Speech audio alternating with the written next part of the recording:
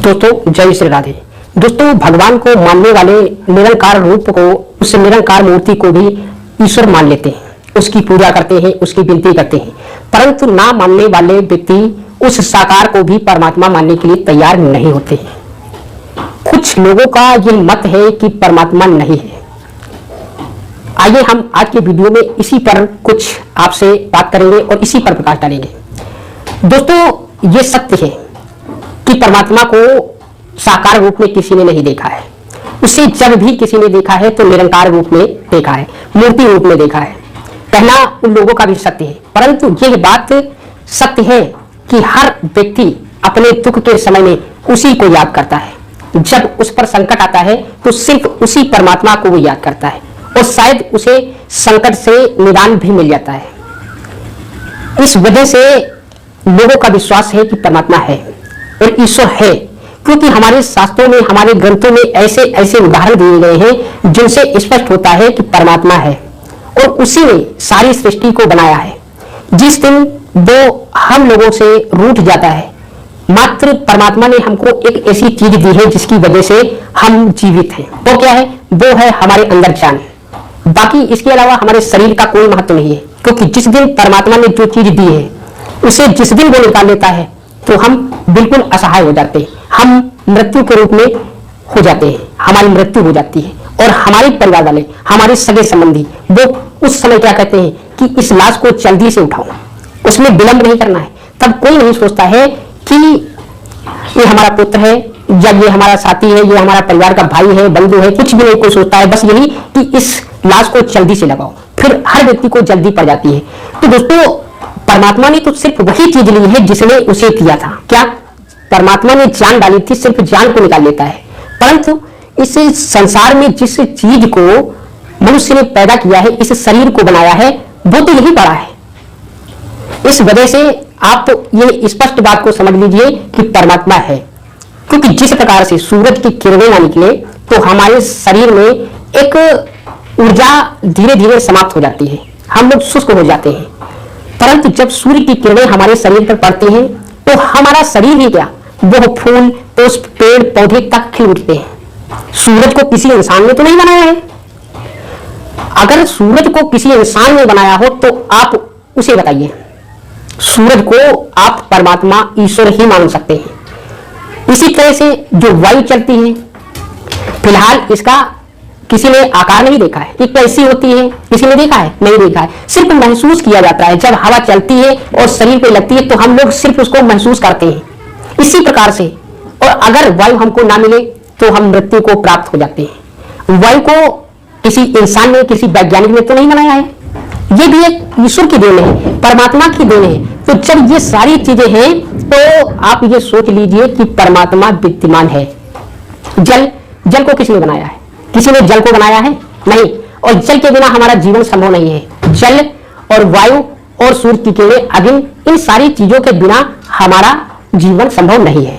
तो इन सबसे स्पष्ट होता है कि जिस चीज को इंसान ने नहीं बनाया है वो चीज हमारे जीवन के लिए उपयोगी है। इसी प्रकार से परमात्मा भी हमारे जीवन के लिए बहुत महत्वपूर्ण और बहुत उपयोगी है, क्योंकि जिस दिन वो हमसे नजरें फेर लेगा उस दिन हमें मृत्यु को गले लगाना पड़ेगा। हमारी मृत्यु हो जाएगी, हमारे परिवार वाले हमें तत्काल मरघट ले जाकर वहां जला देंगे, हम मुट्ठी भर राख बनकर रह जाते हैं।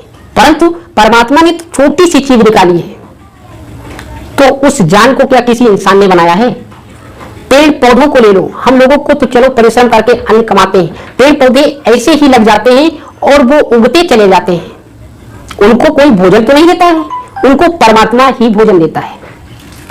इसी प्रकार से दोस्तों एक बार की बात है, माता लक्ष्मी ने भगवान विष्णु से पूछा बैकुंठ में कि नाथ, कुछ चीजें ऐसी हैं जो हम देख भी नहीं पाते हैं परंतु वो बराबर पलती रहती हैं, उनको पोषण कहां से मिलता है, उनको भोजन कहां से मिलता है?